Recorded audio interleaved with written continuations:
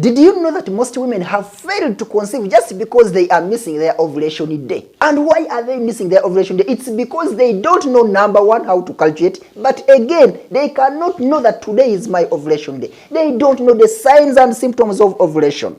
They cannot look at their body and know, today I am ovulating. In this very video, we would like to look at the signs and symptoms. What can you see around your body, and you get to understand that you are ovulating so that you can plan and have your baby. Good viewers, welcome to Ask Dr. Uthman YouTube channel, a channel where you learn medicine at the comfort of your living room. And today we are talking about a very important topic which many of you have been bothering me in my inboxes.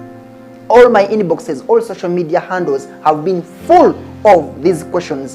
Doctor, when am I ovulating? How do I know that I'm ovulating? Doctor, maybe I don't ovulate. Doctor, I ovulate twice in a month. Now, today's topic, I think, will be able to answer your queries. Number one, what is ovulation? Ovulation is that period of time, is that day when the egg, a mature egg, because remember, a woman has several eggs or several ova in the ovary, and at least one of them will mature at a go. So that matured egg will move. There is that time when it moves from the ovary, that is to say from its sac where it was originally made from, and then it will travel into the fallopian tubes. Why is it going to the fallopian tube? It's waiting for the sperm to be fertilized and you conceive. Now, that day that egg moves from the ovaries into or to the fallopian tubes is called the ovulation day. Now, most women confuse ovulation with menstruation. Most women think by going to menstruation you are ovulating. No, some women do not actually ovulate, and that is what we call anovulation. And I will give reasons why some women do not ovulate. But going into your menstruation doesn't automatically mean that you are ovulating. However, normally, when a woman is menstruating normally, then that woman will also ovulate. Now, every woman has a different day they are supposed to ovulate. They are different. It's not it's like not the same to every woman. Some women, actually most of them, will ovulate on the 14th day, because most women have a 28-day cycle. So those women with a regular 28 days cycle will ovulate on the 14th day. Women with a 29 days cycle will ovulate on the 15th day. And those with a 35 days cycle will ovulate on the 21st day. However, those women that have the length of the menstrual cycle, whose the length of the menstrual cycle is just 21 days, those women will ovulate on the 7th day. Therefore, ovulation will vary from a woman to a woman. And in one of my videos, I taught you how you can calculate the ovulation day, even when your cycle is irregular. And I guess you'll visit that video and check out what I'm talking about. Now, I have said that some women do not ovulate, even when they are menstruating. So what could be the reasons as to why women may not ovulate? And this is what science calls an ovulatory cycle, whereby a woman is menstruating, they have menstruation, but they are not ovulating. So what is this? And some of these women are in their menopause. So number one, these women are in menopause. They are in the premenopause stage. They are about to stop menstruation. When a woman that last year or 2 years, when they are about to end their menstruation or to stop menstruation at around 45 and above, then they'll have an ovulatory cycles. Number two, a woman who is on family planning pills, birth control pills. A woman on birth control pills may not ovulate sometimes. And even those with who are on an implant which contains levonorgestrel, because those hormones may interfere with the hormone responsible for ovulation, and a woman may not be able to ovulate. Though I'm not saying that whoever is on family planning doesn't ovulate, but most of them will not ovulate. Now, there is a disease called polycystic ovarian syndrome. We discussed this when I was discussing with Dr. Amarach, and we talked about polycystic ovarian syndrome. So most women with polycystic ovarian syndrome will not ovulate.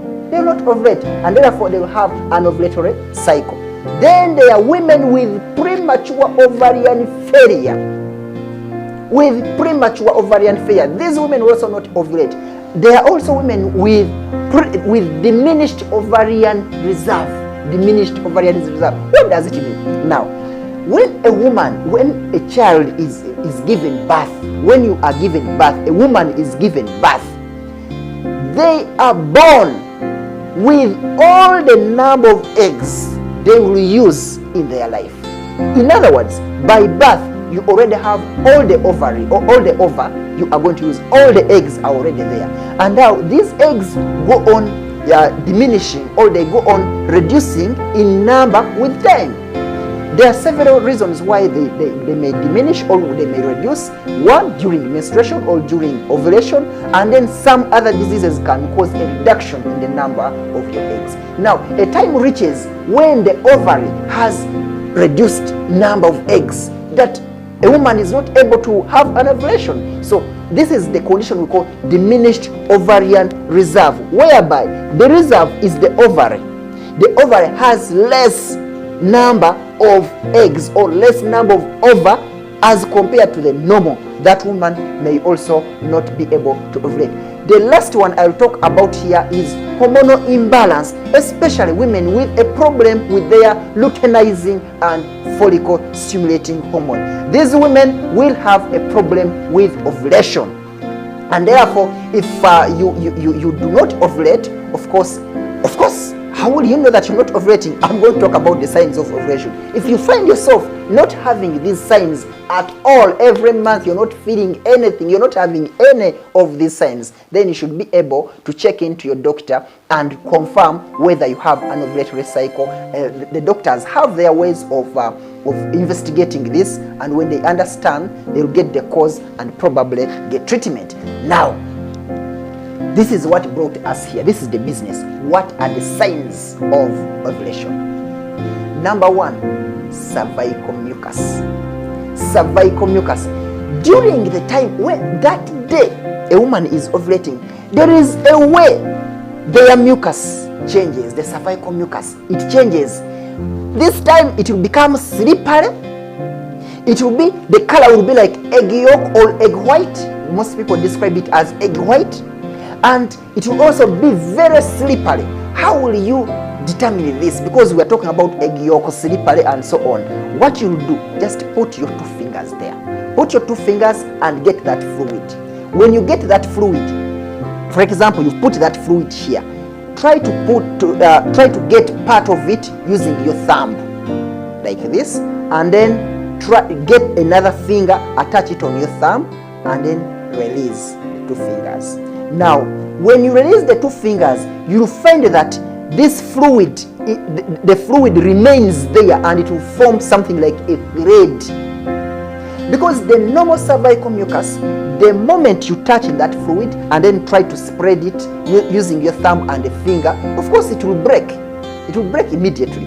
But with this fluid, with this cervical mucus, when a woman is ovulating, it will be very slippery, and therefore when you touch it, you try to spread it will remain there up to actually, by the way, a certain distance, and that is one of the major signs of ovulation. The moment you see that sign, just know that hey, you may be ovulating. Another feature is what we call heightened senses. Heightened senses. What do I mean by heightened senses? Now, during the time of ovulation, a woman, most women become sensitive. Their senses become very sensitive. Which senses? Like the sense of taste and the sense of smell. Mainly those 2 senses, the sense of taste and the sense of smell, will become very sensitive, whereby you just bring something very small and say, this thing is smelling this. This thing, you have a very high sense of smell, a very high sense of taste, and this is what brings about the craving issues. A woman wants to eat this, they don't want this, and I'm told there are some women who during the time of ovulation who do not even want to, I don't want to go there, but these are things which are happening to many. So during that time they develop that sense, they are craving. I thought women only crave during pregnancy, but they also crave in this time, during this time. So is also what we call breast tenderness or soreness. When a woman is during that time of ovulation, a woman's breast becomes tender and sore. So at times, actually, when you touch it, there is that tingling sensation that is there, and also some pain. It's not, of course, a lot of pain, but if a woman has been observing herself, because there are some women who really feel themselves, they have been observing their bodies, they are able to detect that, this time my breast is a little bit tender, and that could be the time of ovulation. So same thing is about the breast enlargement. During this time also, the breasts try to enlarge a little bit. If you've not been so observant with your breasts, you may not realize that your breast is enlarging. And especially women who have produced several children may not realize that their breasts are enlarging. But for young girls, those who are maybe one child old, they have never had any child, those women whose breasts are still up, they may be able to realize that their breasts are enlarging. So the enlargement is also one of the key factors that will predict for you that you are undergoing ovulation. Now, there is a very important factor also here, that is temperature change, and that is called the basal body temperature. What is basal body temperature? Basal body temperature is measured when you've not yet done anything. Like, you measure it in the morning. When you wake up, you measure your body temperature. That is called the basal body temperature, because it is the temperature when you've not had anything to do. Because when you do something, of course, the body temperature will somehow increase and so on. But the basal body temperature is when you've not done anything. So you wake up in the morning and measure that temperature. Now, how will you be able to know that my temperature has increased? As a woman, if you like to understand this, start measuring your temperature every time you wake up in the morning. And now you realize that the day you measure it and it has gone a little bit high, it may be predicting to you that you are undergoing ovulation. However, there are some diseases, even the coronavirus, COVID-19, malaria, a lot of diseases can cause an increase in body temperature, but that slight increase, especially of 0.5 to 1 degrees Fahrenheit or 1 degrees Celsius, it may be a sign that you are ovulating. Now, some women will tell you that they are spotting. This is strange, because in most times spotting comes during pregnancy or on the second week. I will be discussing, in my next video, I'll be discussing about the signs of early pregnancy. But also spotting can happen during ovulation. And why is spotting happening during ovulation? Because I told you, during ovulation, a mature egg, a mature ovum, is being released from the ovary into the fallopian tube. Now, that egg is embedded, or it's enclosed into by the follicle. So now the follicle has to rupture for the egg to pass through. Now that rupture is what causes the spotting. It's some slight bleeding, and so if it's too much bleeding, then that is not spotting we are talking about. The other one is just slight bleeding, which can be detected by maybe a woman using a toilet tissue will be able to detect that. So it's not all that serious bleeding. Now, another very important issue here is increase in libido.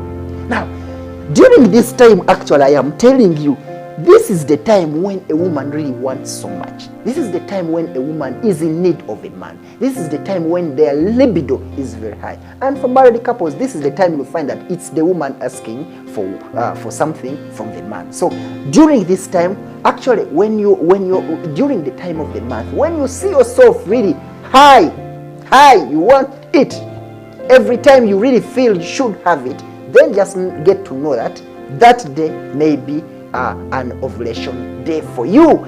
Then the last one I will talk about, actually it's not the last, there are some other points, but there is another very important factor I'm talking about, is cervical changes. Cervical changes. What happens here? This will be detected by a woman who has been observing herself. A woman who has been observing herself, she will be able to detect cervical changes. And what are these changes? Number one, the cervix will become softer. It will become very, very soft. Why? What are you talking about?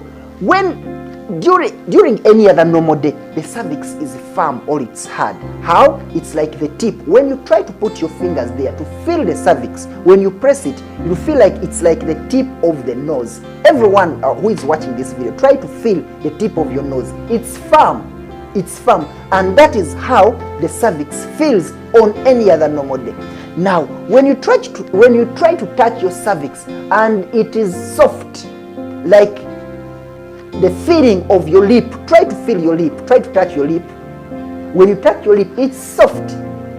So if you've been feeling your cervix and it's been like the tip of the nose, but then this day, you feel it, it's like the lip, just know that it's likely to be your ovulation day. Then again on the cervix, it will go a little bit high.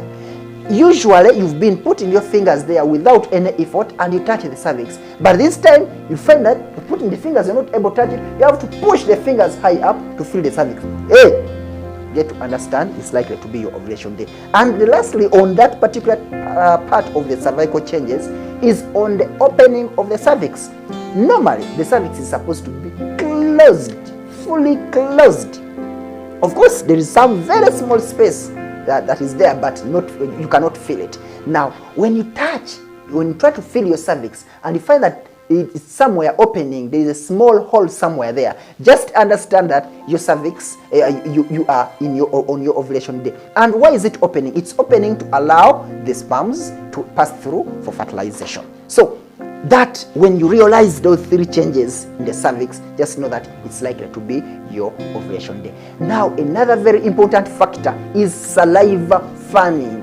This is very hard to understand, but during ovulation, there is a way your saliva changes. The texture and the whole thing about your saliva changes. Most women will not realize this, but this can be detected if you want to get it clearly. You can detect it using a microscope. So there are microscopes that are able to determine the texture, the shape of your saliva, and it will fan out. It will fan, when it is spread on the microscope slide, it will be able to fan out, and that is also a big sign that you are ovulating. Don't worry about that sign; it is hard to detect, and you may need an expert to do it for you. But there is a sign that is abdominal bloating. When you've not been very fine and you've not eaten any strange food, you've been deworming yourself, and you find that you're having bloating. It may be a sign that you are ovulating. Now, another one is about swelling of the V and the V. The V and the V may swell. The V and V may swell. You know, and most of these signs and symptoms we are talking about will be able to, it's only a woman who understands her body that will be able to detect these signs. Because when I talk about swelling, it's not that your V will swell too much, you see, no, but you see that there is a change. There is the way it is trying to bulge. There is a way it is trying to bulge out of the sulcus, and now you'll be able to detect or to think that this is an ovulation day. And then lastly, if you want to confirm that you are ovulating, then you'll be able to use an ovulation kit. There are several ovulation kits on market that use blood, that use urine, and so on. When you do that test and you get 2 lines, then it will predict for you that